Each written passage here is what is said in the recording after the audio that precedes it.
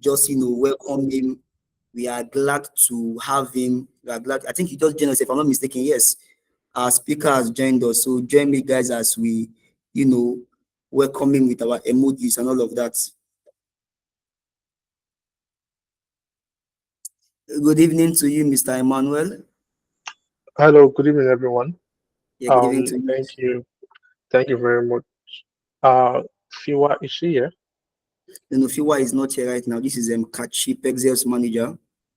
Kachi, nice to meet you. My Yeah. regards to Fiwa. I think her follow-up has been tremendous. Also, updating when we had to move this session to another date as it was slated for last week. But thank you very much for having me here. Um, Very quickly, just to put a face to the name. So, um, hi everyone. My name is Emmanuel, and I'll be taking you on today's session where we'll be talking about product market fit. So, I don't know if you're done, Kachi, or I'll give you the floor now until I'm ready. Okay, all right, Emmanuel. But I would like to just introduce you briefly so that they will know who you are in particular before I hand over to you, if that's okay by you. Is that okay by you, Emmanuel? Yeah, sounds good. Okay, all right. So Emmanuel Oduemela is a digital product designer with over 5 years of experience in the product space. He excels in understanding intricate user workflows, identifying pain points, and translating them into visually appealing designs that deliver exceptional user experiences and drive substantial business growth, offering invaluable insights that we know that enrich our journey tonight this evening. So we are so very glad to have you, Emmanuel. Thank you for coming. Last week, because of the protest, we had to shift it from the 4th of August to this Sunday, and you still found time, you still made time to be available for us. We say thank you. We can't thank you enough. Thank you for coming, Emmanuel. So the floor is yours. Yeah, thank you very much. Thank you very much. Yeah, Judith, do you have something? Yeah, someone raised their hand just to confirm. Do you have something? I think that was Judith. No, please. That was All a right, cool. mistake. Yeah, that's fine. Okay, so I would share my slide now. So I want this to be more of a conversation because when we are talking about products, more often than not, the best type of knowledge exchange is when we have an actual conversation. So in between, if I'm talking about something, feel free to stop me, right? Politely, of course, maybe when I finish a sentence, and then we can circle back at what you've got. So I'll be sharing my screen for today, and we'll be talking about product market fit. So give me a minute.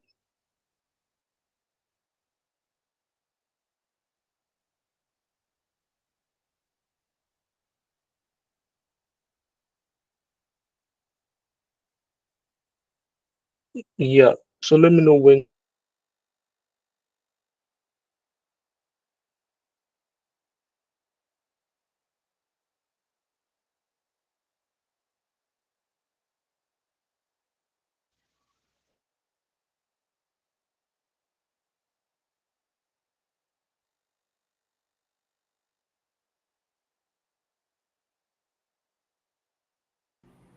Okay, so sorry for that. Okay, he's back. He's back.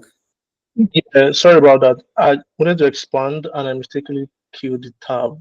So I would share it again.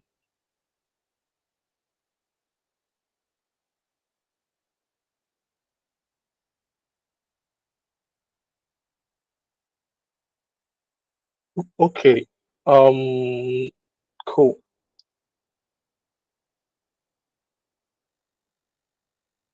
How can I kill this guy? Can you see hear me? We Yeah, can you hear can you. see me. You can hear All me. right, cool. Okay. So product market fit, PMF. I'm sure most have heard about it sometime. You must have seen it somewhere. Somebody must have said something about it. So PMF is an acronym for product market fit. And what is this talking about? So today We'll be talking about what is PMF, why is it important, how can I attain PMF, and metrics to measure PMF. Okay, so a bit about me. So I'm a product designer, as Kachi earlier highlighted. I've got 5 years of industry experience, and I mostly do my stuff in between providing a decent user experience, a modern interface, and of course, the entire aim of any venture is to make profit. So that the end goal. But then to make that profit, you have to make your users happy, right? Now, product market fit.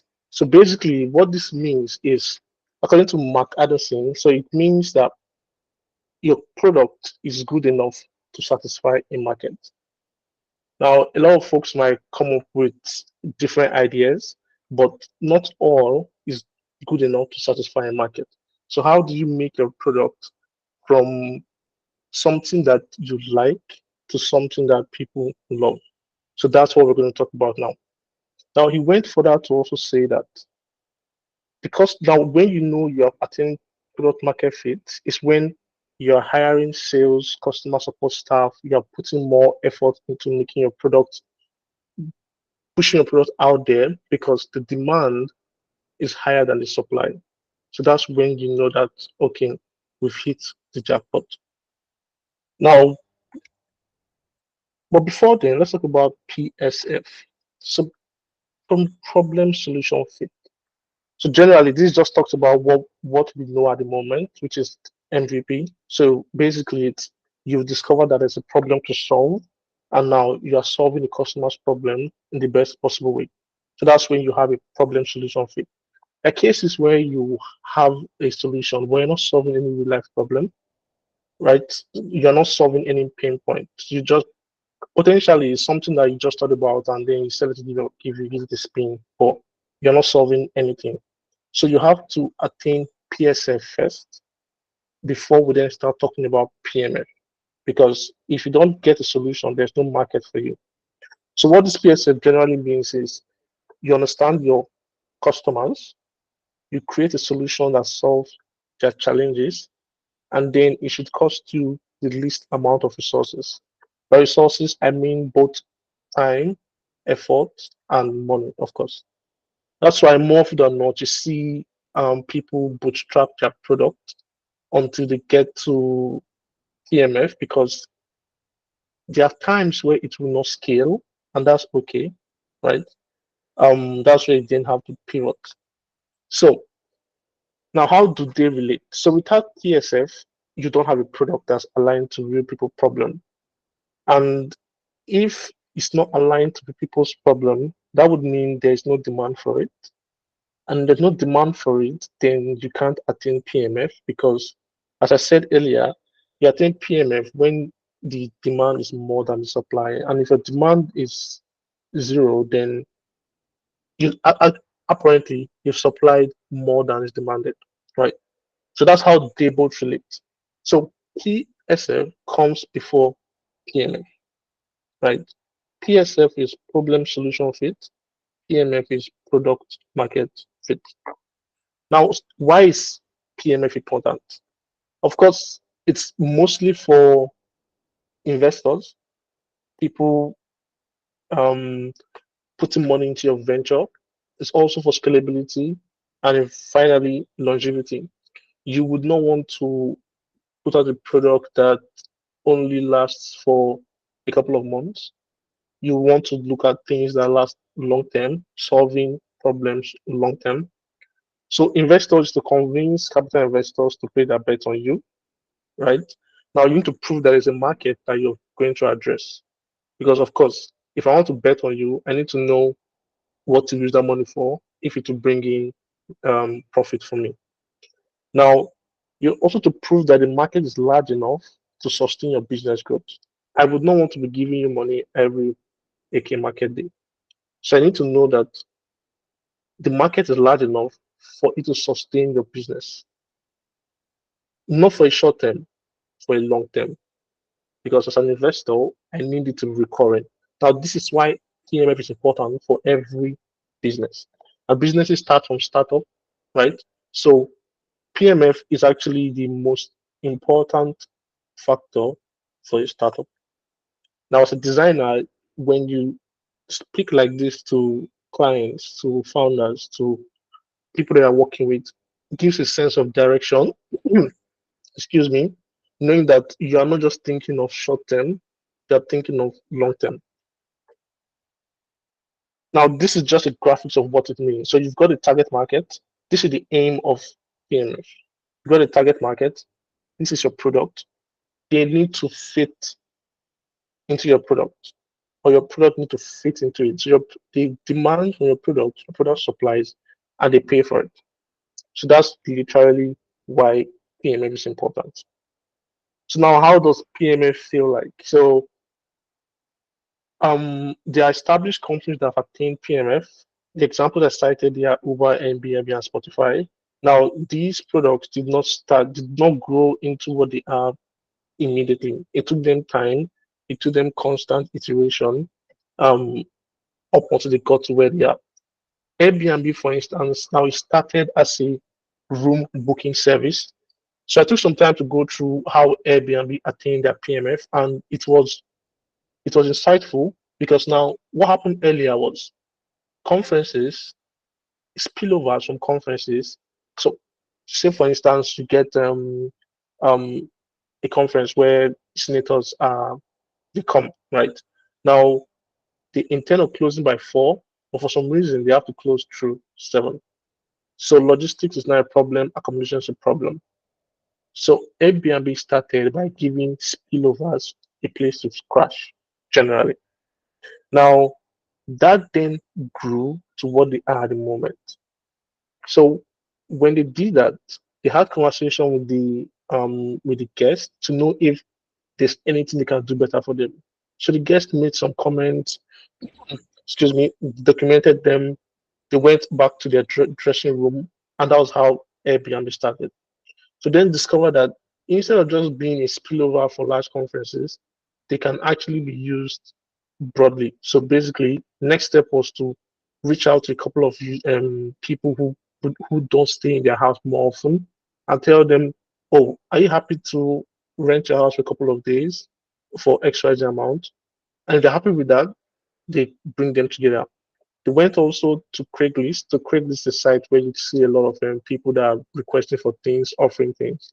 They went on there to people for people who had houses. They reached out to them. They also found out that the pictures you use for your apartment influenced how guests would want to come to the apartment. So they flew by themselves down to the different locations to take nicer pictures.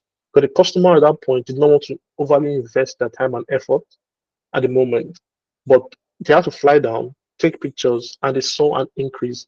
So with constant iteration, constant customer feedback, that was how they then got to where they are at the moment. Yes.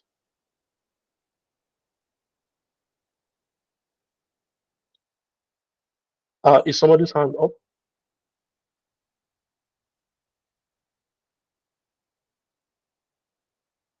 Okay. Now, how do you attain PMF? So there's something called the 40% rule. So top companies, they believe that when 40% of your customers say that they would be very disappointed if they stop using your product, at that point, you've attained PMF. That's one thing to attain, but that's not where it stops. You have to maintain PMF because the world is changing. Before COVID, teams they were hot, they were hot. But post COVID, you don't hear much about Skype, right? So now you don't just attain and okay, our work is done. You have to maintain PMF. You have to maintain that I'm actually solving my customers' need. I'm doing everything I can to ensure that they would continue using my product. I'm getting better than my competitors. I'm doing things better, and I'm going down into the emotional stuff with my customers. Right. So that's the 40% rule. So now, how do you get it to 40? There are a couple of steps you use to get to 40%, and I'll be showing where a simple survey form. right? Now this next step. So now road to 40%. Now this is a simple survey form that you just send to your customers, and what you intend on knowing is how do they feel, how would they feel if they could no longer use your product? Would they be disappointed? Would they be somewhat disappointed? Or would they not be disappointed at all? Meaning they're happy to do away with your product. The next question there is what type of people do they think benefit the most? And what this does is it gives you an insight to another market that maybe you were not addressing that you could address. And the way different people use products, but the way people use products are different. Now, for instance, I might use LinkedIn for a dating app, but you might use it for a career opportunity, and somebody else might use it for solely because they have nice cameras. I mean, the camera quality is good. They give good pictures. Now, these are, of course, examples, but what this does is it puts your product through the lens of your user. So they tell you who they feel, who they think would most benefit from your product because of what they're benefiting. They tell you who they think would most benefit. The next is what is the main benefit to receive. Now, what this does is to drill down to the main value prop that your customer is receiving from the product, um, and then hold on to that information. Then, what do you love the most? Now, the reason for this question is so that you don't remove what they love, right? So that you don't mistakenly decide to remove the ability to edit tweet. Now, users like that. When you then remove it, you will cause a problem. Just the way I think something happened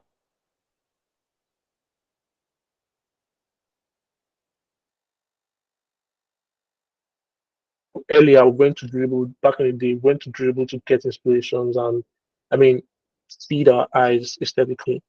But now not anymore. It's possible they've pivoted, which is fine, but from a user perspective, they don't then meet my goal anymore. Right?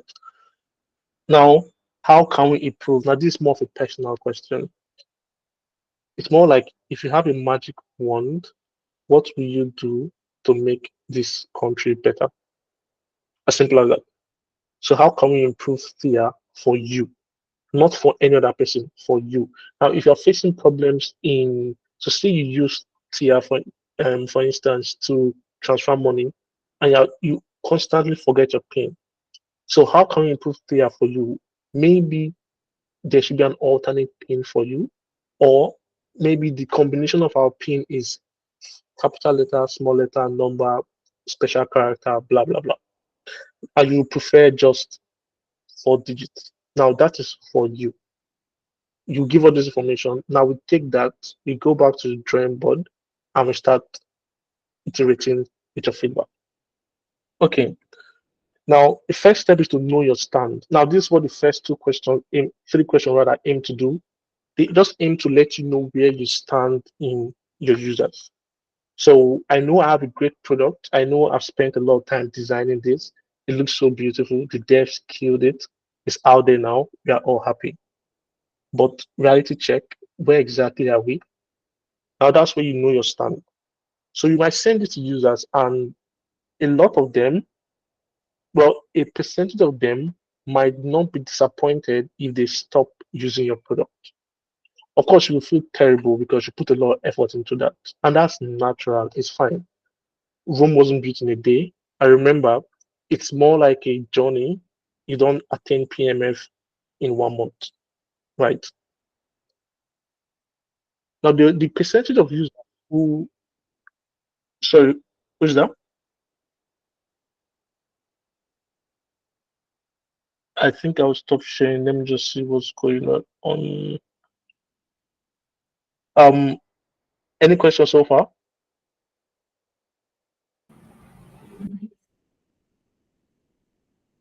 All right, cool. So I'll share my screen again.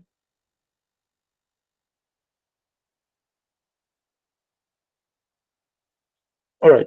So now the percentage of users who say they would not be disappointed if they can no longer use your product, discard them because clearly now that's if you've aligned on your value proposition, right? You can discard them because clearly they did not align with your target audience. Maybe for some reason somebody sent it to them that they'll be able to maybe it's a fintech app and somebody told them they'll be able to get dollar card or they'll be dollar card is relative. Um they'll be able to do something that you do not offer and you don't plan to offer. So those are the people that are okay, they'll not be disappointed. It's more like they do not actually your product. I'm at the verge of just uninstalling it. So you can discard those that statistics for now. I don't say you should delete them, discard them for now, and then drill down on the percentage of people who said that they'll be very disappointed, even though it's 2%. Now 2% might seem too small, but the moment your customers then turn to your marketers, you're getting there. So there are methods of doing this, of knowing your stance. Generally, it's survey, which is what we've seen here. So this is a typical um, PMF survey form that you'll be sent to users. NPS, I'm sure you're familiar with Net Promoter Score. So basically, it's what you see on. I'm sure if you use Notion, they will just tell you how likely are you to recommend this to your friends. And that's what Net Promoter Score is. We only recommend things that we know will be beneficial to our friends. So those scores, whatever we impute there, can be used to calculate your Net Promoter Score. The next is online reviews and then word of mouth. Online reviews, well, I believe all of us know what that is. Literally, is what you put out there, or GT Bank, or Zenith Bank, or blah blah blah. Those are online reviews, right? Now, focus on your power users. Now, the power users generally are the percentage of people who said they'll be very disappointed if they can no longer use a product. Now, what this means is that you are solving their need. So at the moment, they don't want you to go. But furthermore, that's where these next three questions come in. What is the main benefit? What do you love the most? And how can we improve? Now, these power users are the people you should serve with all your might because they are the ones that currently see value in what you're providing. They don't want to go, but then they still want you to improve it for them. That's where you take the information from how can we improve, what you love the most, and what's the main benefit. Take that feedback, align it to your roadmap, then amplify the solution and share it back to the user. Now, what that does is it puts you at the front of their mind because now you are listening to them. They are more likely to reach out to other people because you are solving their need, right? Now, your 40% very disappointed is increasing. Remember, you did not stop the people that said somewhat disappointed from accessing the app. You did not stop them. They can still use the product, but then chances are, from the data you receive here, it will tie to the people that will be somewhat disappointed. It will tie to their pain point. They would now be a percentage will now be very disappointed. Remember, we are going to 40%. Now, ship feedback fast. You receive feedback from users, rapidly prototype or build, then ship it back to users. For early stage, if you want to design lean, you could just prototype it, put it in front of users, let them use it. If it solves their need properly, you then move it to build. If it doesn't, collect feedback before you move it to build. That's why we have no code builders now that will just lift away all the development time that will be taken to push out feedback or product quickly. Now, include multiple feedback channels in your product. And you must have used products where maybe you do something, you complete a transaction, and they tell you, um, how was your transaction, or how was your experience with completing transaction, or rate your experience, right? 1, 2, 3, 4, 5. You click on 5, click on 4, they then tell you more details where you can now see that, oh, it was pretty fast. Maybe the fees were too expensive, all of those, right? Now, an example is pitch. So they did something where if you click on this image, it gives you this full view, right? And the moment I tried it for the first time, they then brought this for me, where they told me, thank you for giving Focus Effect a try. How would you rate your experience? Lovely, okay, disappointed. Now, what they need to know basically is, was this a good feature for our users? Now, this is what I'm talking about by what I said, include multiple feedback channels in your product. Then speak directly with your users. There are cases where you might not be able to speak to them directly, but there are other channels where you can speak to them through marketing, through emails, even social media engagement, and interview calls, right? Of course, incentivized interviews. And also wear their shoes if you can. If you're a B2B product, you can go now to the so say an accounting firm is using your product. You can go to the accounting firm a day in the life of an accountant, literally. So you see how they do their things, you see how they receive numerous transactions, you see how they do the sorting. You can even try your hands on the sorting and see how easy it is to perform this action. What is the what is the um what is the heaviest lift for your customers? So what's the thing that's giving them the toughest problem, right? Then the next step is now to upsell the people that are somewhat disappointed. Because now your goal is not only to solve the um, solution or not only to address people that are very disappointed. Remember, we mentioned that the reason for PMF is so that investors would know that your product addresses a market that is large enough to sustain your business for a long term. Now, your very disappointed folks, they might not be able to sustain you for a long term. So you still need the input from the people that are somewhat disappointed. Now, mind you, this form, you don't send it just once and that's it. You batch it where, okay, after I push out this release, after they do this, they do XYZ action, we send them this survey. Let's see if they move or not. 2 months later, 3 months later, we do the same thing. You will see changes in both how can we improve, how they feel, and what they love the most. Right. So constantly iterate, constantly push out, take feedback, iterate, build, push out until your very disappointed folks are greater or equals to 40%. Right. Now, upselling the somewhat disappointed folks. Now, what you need to do is you then take, remember I said that these guys, it's not so we are not using them to do anything. We are drilling down on the very disappointed folks for now. But then going back to the somewhat disappointed, we then take their features request, what they love the most. We then amplify that, similar to what we did to the very disappointed folks.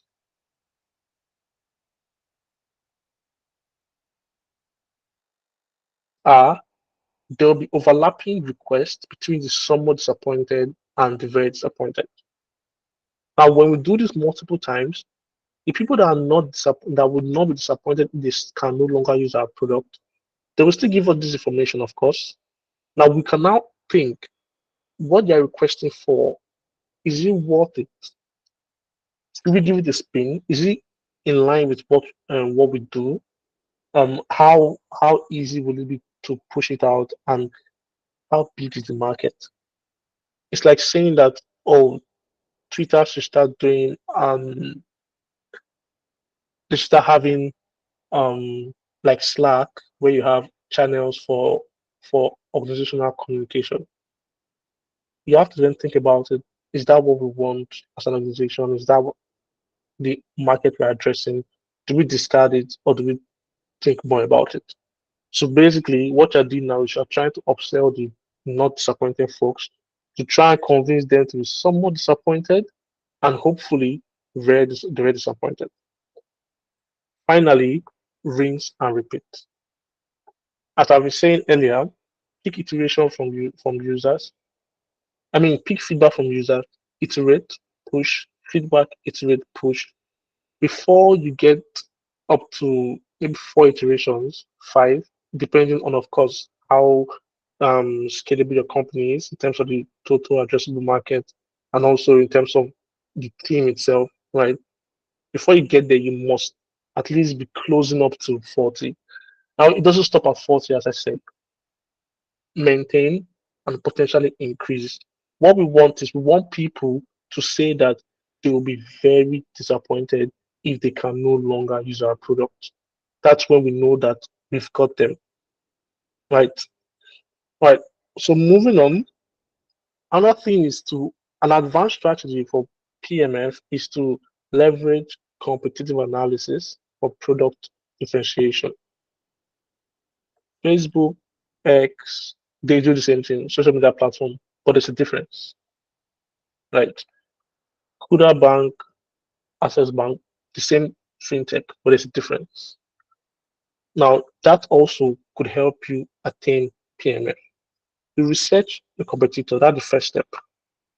Competition is good because ease is the greatest hindrance to progress. Competition is very good. Now list out the competitors, then deep dive into their products, see what they do, see how they price, and get insight from customer reviews. Are people complaining about them? What do customers like the most about them? What do they don't like the most? What do they hate? What do they wish for? Now, those things are what you then use in making your product better. The next step is to listen closely. Social media platforms, balls around the town. What are people talking about this competitor? Are they complaints? Are they praises? Are they things that are in request that the company for 2 years has not brought up? Is this something that is a dire need? Did it make this user leave this product or that product? Maybe we should include it to what we've got because now that is the differentiation. And the next is to analyze their marketing strategy. Now you could have a product in on App Store, but if you're not marketing it, the chances of people or the kind of people seeing it is very slim. So as great as your product is, you need to market it properly.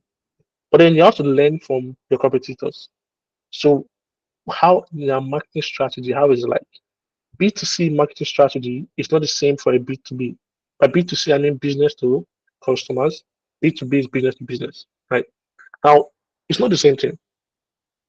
B2B, you're speaking with sales leads, you're speaking with the company directly, you're trying to upsell people. B2C, you're speaking with customers, you're talking about TikTok Reels, talking about IG Reels.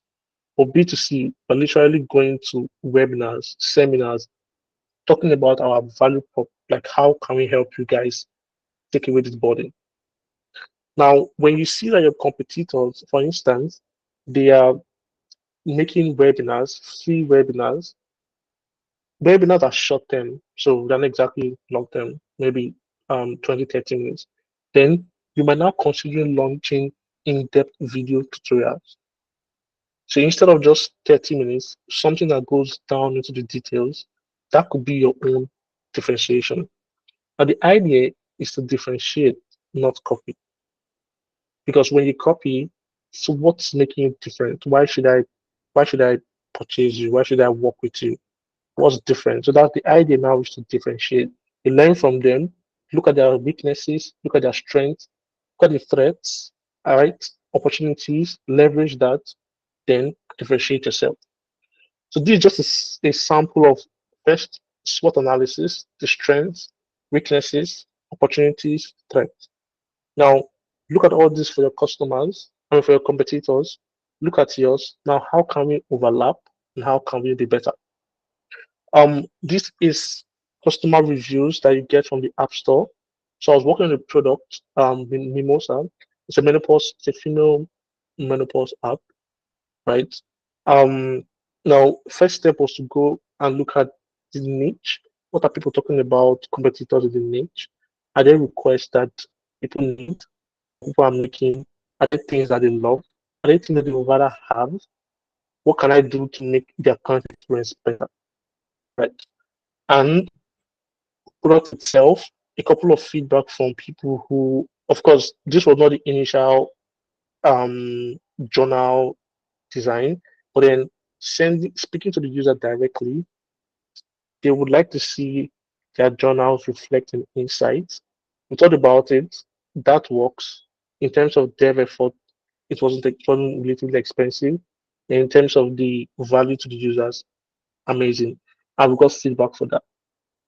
Then of course, this is competitive analysis. So you're looking at what do we know? What do we know at the moment of this our niche, right? Competitive research rather. What do we know of our niche? And next step is how can we look for opportunities to improve? Now, having done all this, now as I said earlier, it's not something you do in a month, so it's something you need to be measuring, right? So how do you measure PMF? So the first, of course, and the most important is total addressable market. Now, what this just tells you is there a market for me, for my product? It's like going to, I can't think of an exact example at the moment, but what I'm trying to convey is you will build a product and nobody needs it. Now there's no market for you, right? So now you have to first confirm that there is a market for us. Then decide the percentage of the market that are your current customers. Now, if that number increases, meaning you are getting more acquisition, because if you determine the percentage of the addressable market that are your current customers, if the number grows, that would mean that people are seeing value in your product and are getting drawn to your product. So you are finding PMF. You've not found it yet, right? You are finding PMF. And the second will be your sales and your sign up. Sales regarding B2B, sign up, of course, close to B2C, right? Now, if you see your sign up increasing, or you see that, oh, your MVP is getting a lot of traction, then you are getting close to PMF. It's possible that you're attaining PMF. But then for B2B or even for B2C, product that involve you having to subscribe, now you don't be happy yet, right? If you see rapid increase in your sign up. We both, all of us right here, we've signed up for a product that we did not use. It's even worse as designers because we used it only to get a flow, and after that, nothing. So if I am a founder, I'm a product guy, and I rush to my product lead, or I rush to my founder and tell him that, oh, we've attained PMF because of the spike in sign up growth.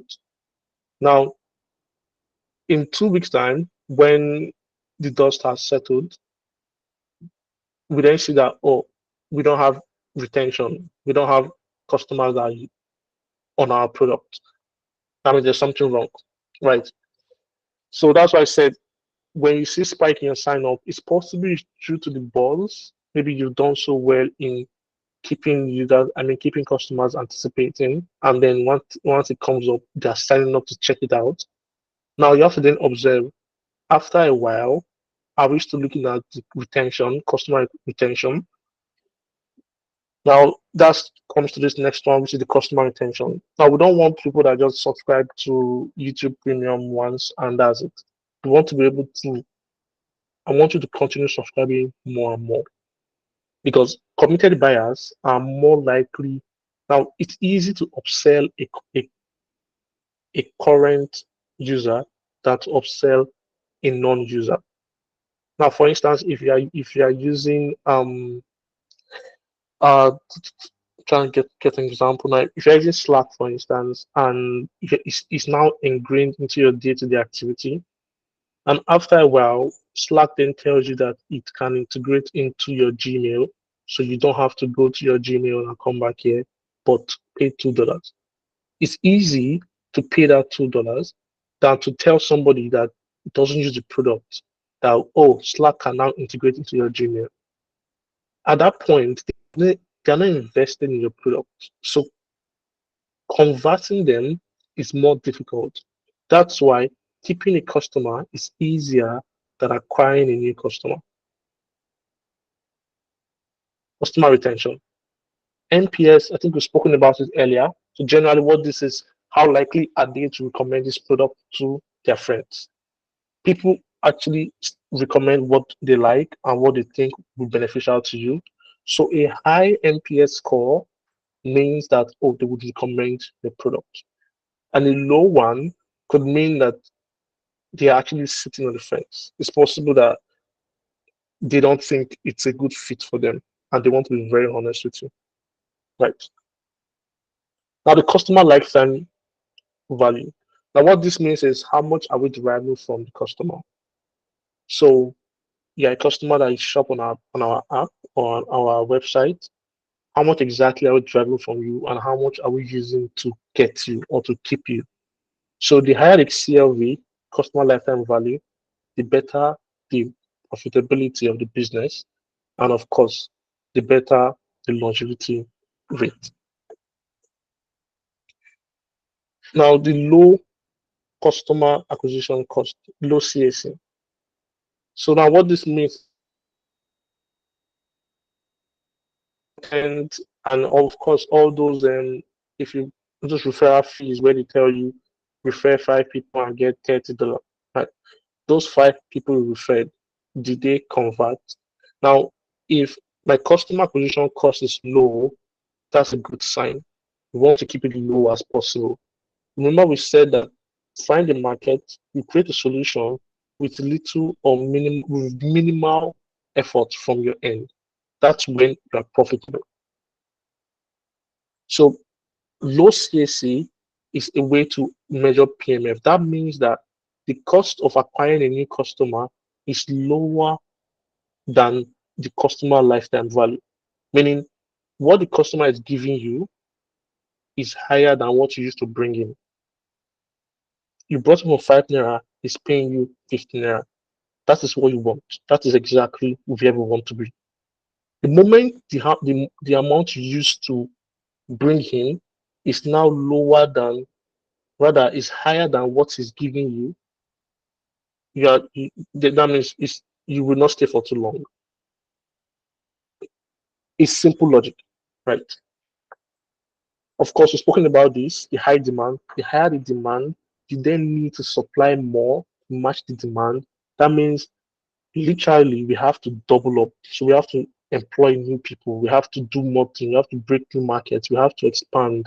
So because our users, they want us so bad, so we have to give them what they need. That means that you are approaching PMF, meaning your current product is now satisfying the demands of a target audience. Activation is mostly for a B2B. I'm sure you've used a product that tells you 7 days trial.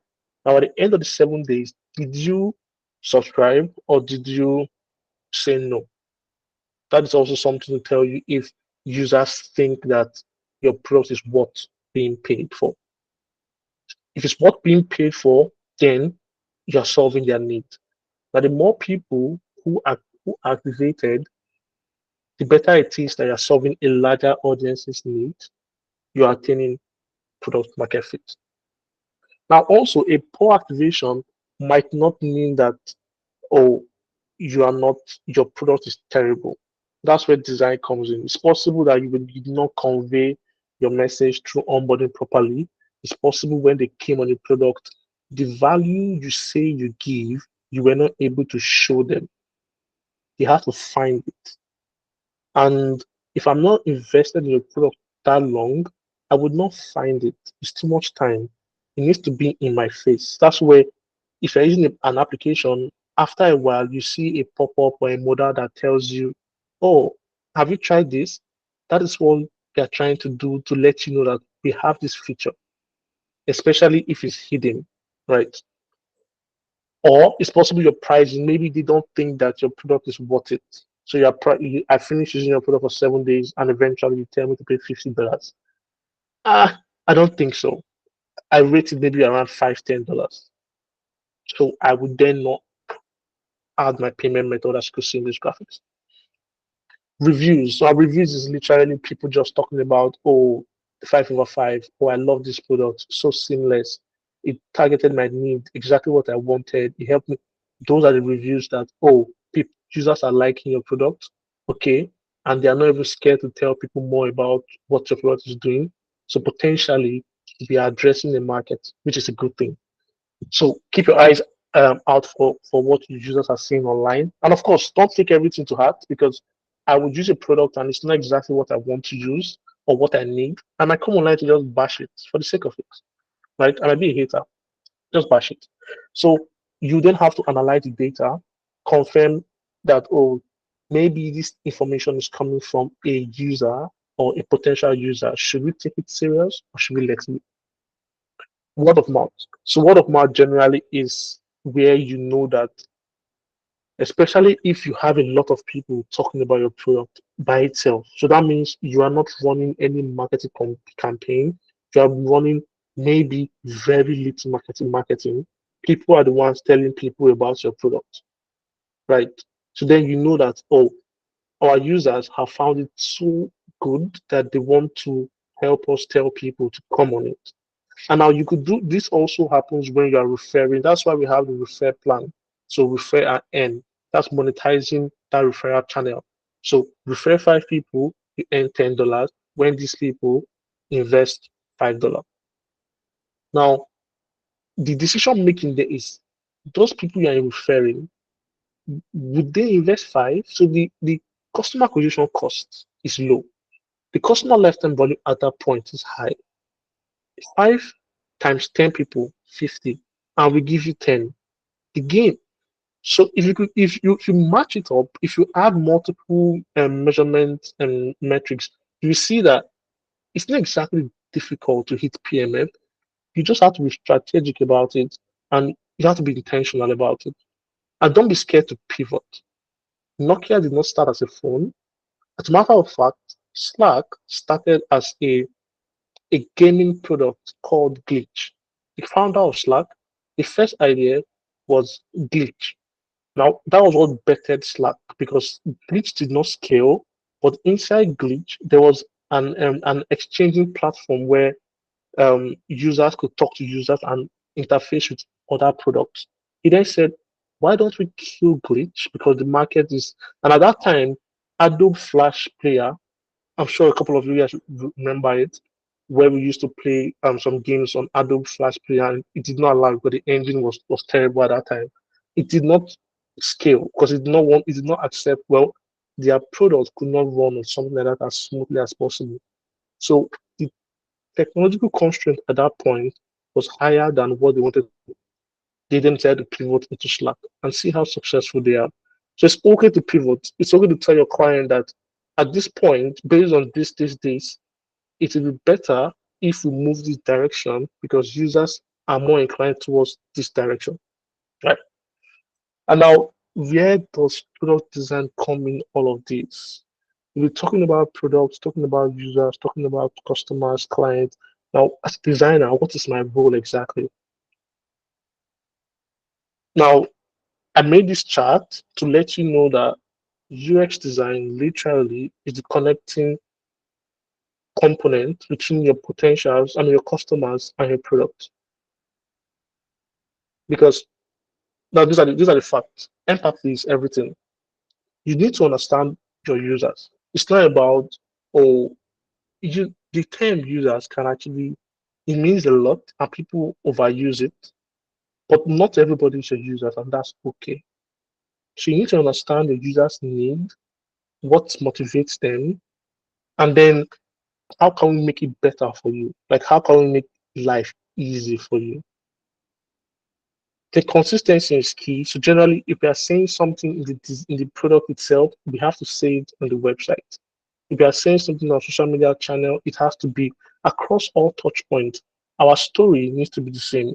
If they meet me today and tell me, oh, what do you know about this product? The story I tell you is what my partner should tell you. It's what my co-founder should tell you. Because it just shows that there's harmony at home. And then feedback fuels growth. Of course, you are doing it for them, so you have to listen to them. And now it's tricky, especially if you work with one of folks who just want you to design and be on your way. it's tricky because you might not have a direct communication channel with customers to get feedback, right? But before you hand off, advise the client that for this to scale, you need to put a couple of feedback acquisition channels in place for you to get feedback from users, then realign your product to meet your users. Lastly, and finally, in summary, all we are saying is to attain AMF, it's you need a connection between your users and your product. Your users can change, but it's hard to change, but it's easy for your product to change. So Brian Chesky is actually a co-founder of Airbnb and is a designer also. Plus, I'm a strong advocate of um, founders and co-founders being in the design discipline. It gives you empathy because literally it's what you do every day as a designer. So when you take this into the entrepreneurship scale, it's just easy for you to get a hang of it. So what he said when he was working on Airbnb, the early version, because I mentioned they had to even travel. There was a time actually where he he did not live in his house for about 2 months. All he was doing was staying in different Airbnb.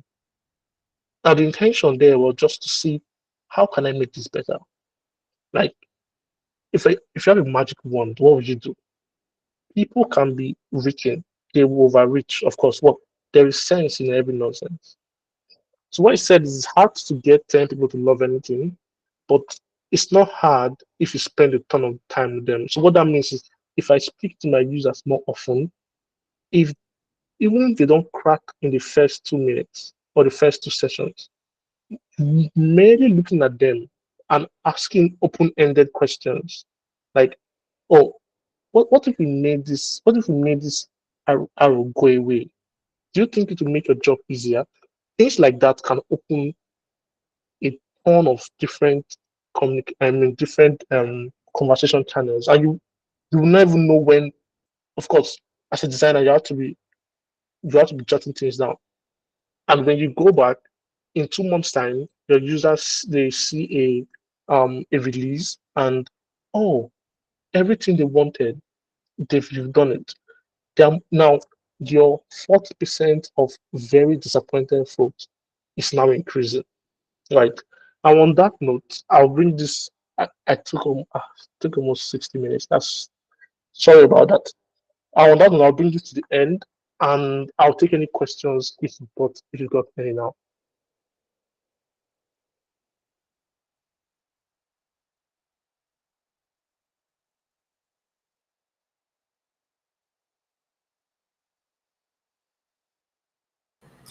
Okay, all right, guys. Do we have any questions? Thank you so much for that, Emmanuel. Thank you so much. Any questions, guys? Do you have any questions? Ask your questions now.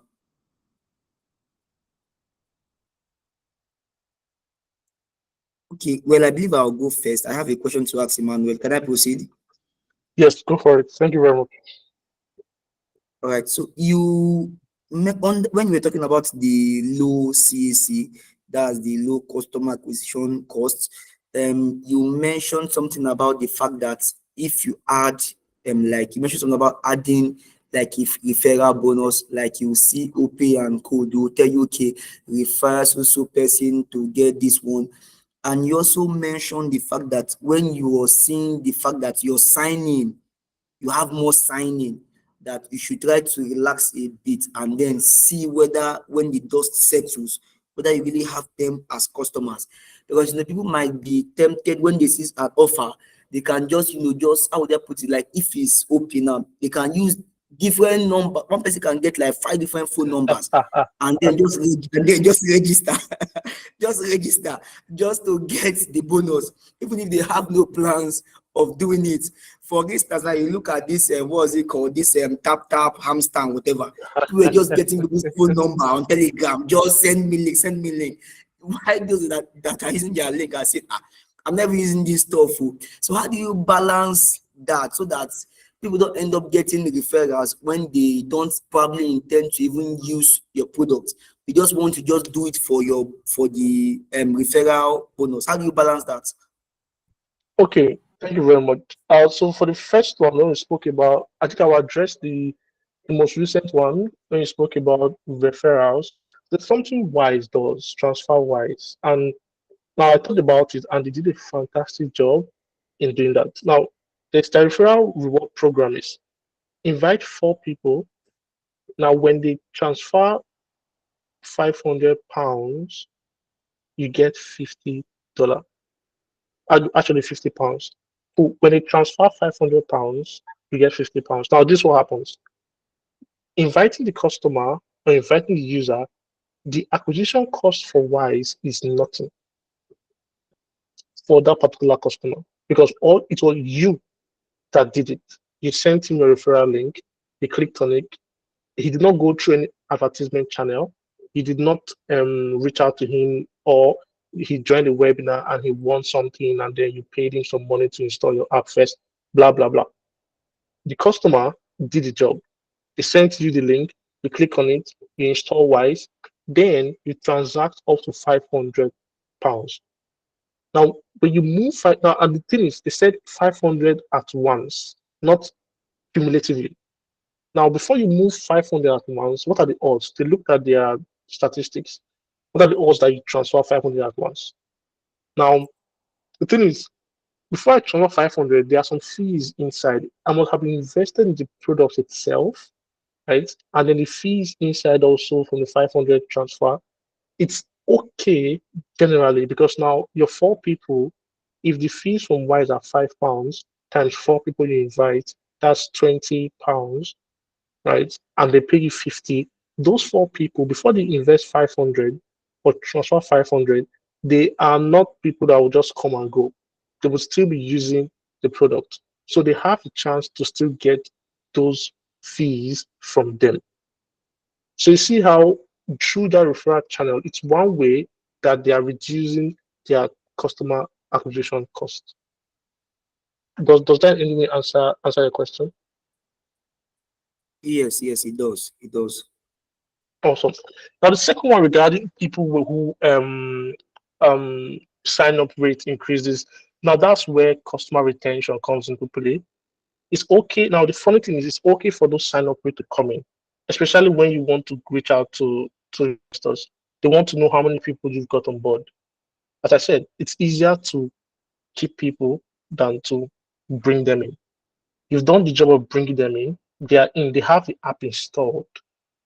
They're not using it yet, but they have it installed. Meaning, if for any reason we then do something that make them start using it, they would not go to App Store to search for it.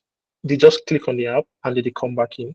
If we send a push notification, blah blah blah, they come back in. We can now convert them from there. That's why the spike in sign-up rate is not exactly very good statistics or metrics to measure PMF. The customer retention, customer lifetime value, the NPS, and of course your reviews, they are closer metrics to measure PMF. The sample you gave of the hamster, yes, so now they have potentially 1 million email addresses. Now, if I want to send a cold email to upsell those users, if I want to upsell those users via cold email, I can reach 1 million people. And what are the odds that what is in my email does not align to what these people need? Are you where it's making sense?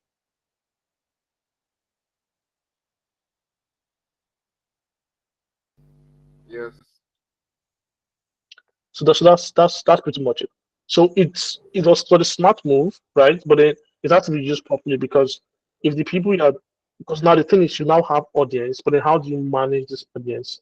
They are not the people you want to work with, but then they have potentials. I then send you an email of saying that, oh, Hamster has now pivoted to we can help you land your first job in 3 months. Out of that 1 million people, 100,000 could be interested in that. Then they sign up or then they come back. From that 100, now our acquisition channel, or rather, our acquisition cost reduced because we've already acquired you before through this referral thing, tap, tap, tap. We can now have to, the only job we need to do is now to retain you. And that's where the job happens on the app.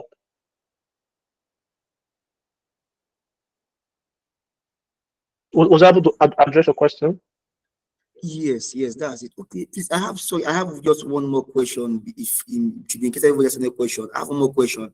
Under the activation part, where you were talking about, there are some products that we always tell you 7 days free trial or 1 month free trial, and all of that. But I think I noticed that for majority of them, they will always want you to attach or fill in your payment details, which probably at the end of the 3 months or 1 month or 7 days. And if you don't want that, you can easily unsubscribe and all of that. And now, well, I've been with some friends and they're like, they don't really buy, like for me, I don't really buy that idea of probably putting this stuff and all of that. So why not just take it aside? Then when I'm ready after using it, if I want, I will subscribe. Because I don't know, how do you balance that angle in particular? How is it from the customer feedback and all of that, like you've mentioned and so on? Yes, now that's more of a business decision. And now let me tell you why it's a very smart business decision. I had a conversation with a couple of clients I work with, and we spoke about this extensively. Now, this is what happens. If you, especially when you are selling for a B2B, now, if you don't, of course, you must have put in a lot of trust element in the product by putting in, I mean, maybe on the website, right? By putting in companies that work with us or companies that use our products, couple of testimonials, couple of trust elements to let you know that we are secure.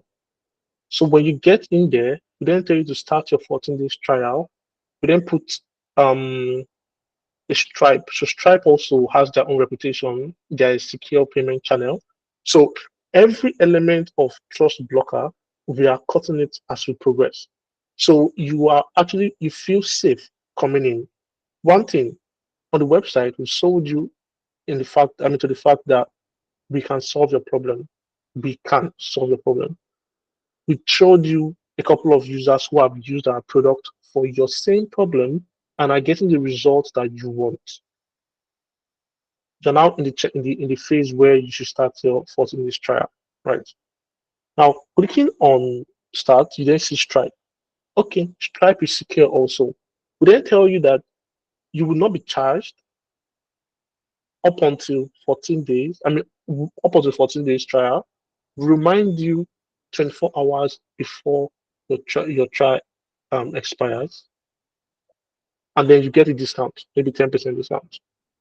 If you go ahead and put your card details, the chances that even though you're not a user that want to use us, say for instance, you actually want to cancel 6 days in, right? That means that for the past 6 days, we've not been able to convert you. You've not seen value. You might as well go. But if you then forget, we then take your £30. Now, next step is this is what happens. The £30 as you subscribed, I might as well make use of the product since I've subscribed. You would then be invested in the product. I know how many times I've forgotten that um people's birthday because oh yeah, my birthday is next week. Okay, okay, I remember. And I forget it exists until maybe that day, except to remind me a couple of days in between. So what this does is it keeps your users hooked. And then you also know the quality of the users you have. What do I mean? If I can put in my card details for your product, it means that I can potentially pay for your product.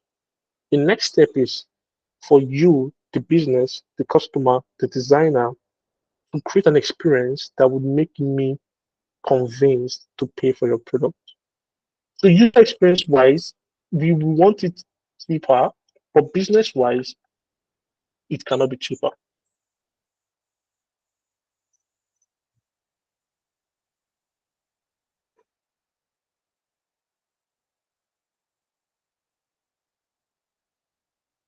Does that make sense? Yes, it does. Thank you so much for that. It does. It Yes. does. Awesome. And any more questions from you guys?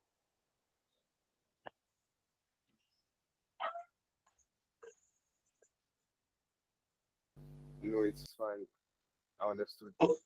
Okay, okay. And generally, any other question across any other thing I want to talk about ASAP? Maybe one or two.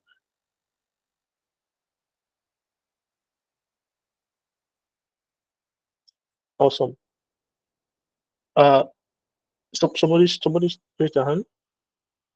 Yes, I'm the one. I have one more question. Okay, when you were talking about there are some owners or founders you work with that you just like a one-off job, and then you mentioned something about handing off very well, like necessary data or giving them an advice on what to do before leaving. Now we know that yes, most found that you're building a product for the users, they are the main people in view.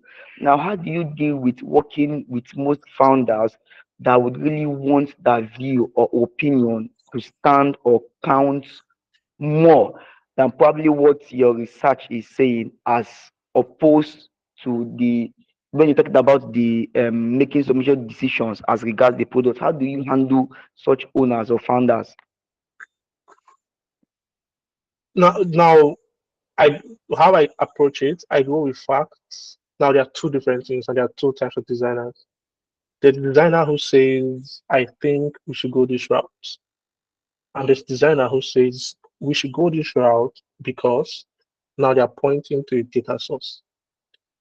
Every founder, except they just want the cash, they want designers who are pointing to a data source. Now, the data source could be a customer review, customer feedback. It could actually be a conversation between your competitors, a competition analysis, but then you are pointing to something. Now, if you then show the founder that this is the direction we should go based off this. The founder then tells you, no, my word is yea and amen, go this route. That's fine. Go that route. When you get to the point, codedly tell him I told you so, politely, right?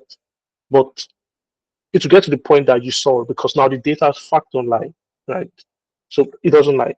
Now, but then they then know that, oh, this guy warned me. Maybe I should have listened to him. Now, when you come back a second time, or when you say something again, it gives your word credibility because they know that you are not one to just move around based on vibes or based on I think, or because you've done your research, you have data, you've analyzed it, and this is where it's pointing to. Like this is the road to where we are going to. Let's go bullish on this. And if it says no, let's do this other way. I mean, there is stuff. Do it that way.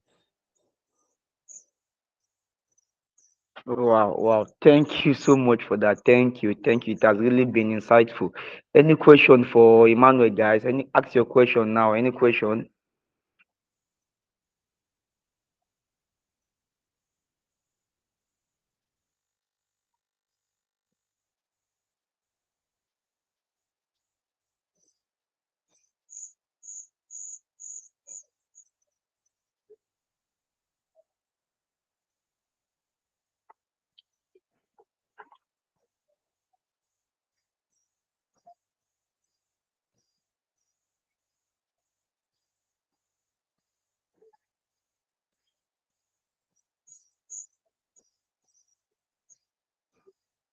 Okay, I think I'll take that as the message was properly conveyed to you guys, and we've been able to address everything that you might questions you might ask regarding product market fit and how, as a designer, how you come in to help founders attain the PMF. Now, those are the things that make you a valuable designer.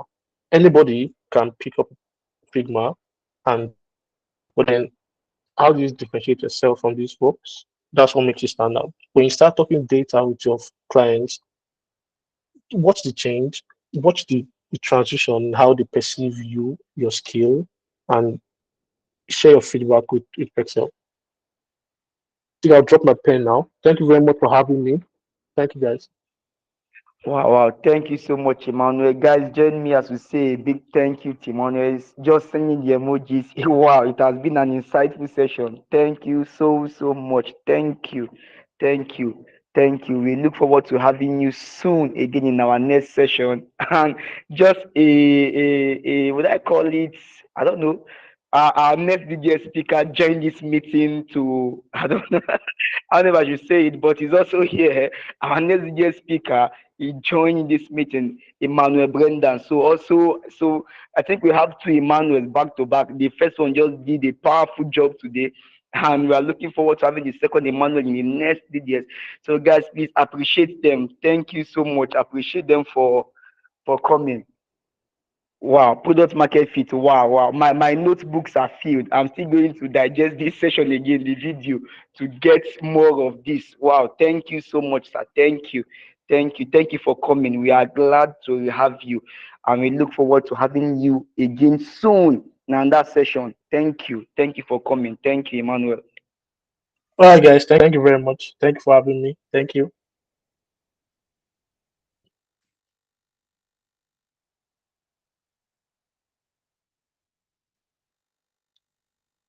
Okay, all right, guys. Thank you for coming. Now, I think two people now have won airtime today. The first two persons that came this evening, they've won airtime. Like I mentioned, reach out to me on Instagram, Pexels, to claim your gift airtime for being the first two persons to join the meeting this evening. Thank you very much, guys, and look out for our next PDS program, which is coming up. And I trust that you enjoyed this meeting. Thank you. Thank you for coming. Thank you. And a big shout out to our speaker for this evening again, Emmanuel. Thank you. It was really insightful. Thank you. Good night, guys, and have a wonderful week ahead. Stay safe, guys.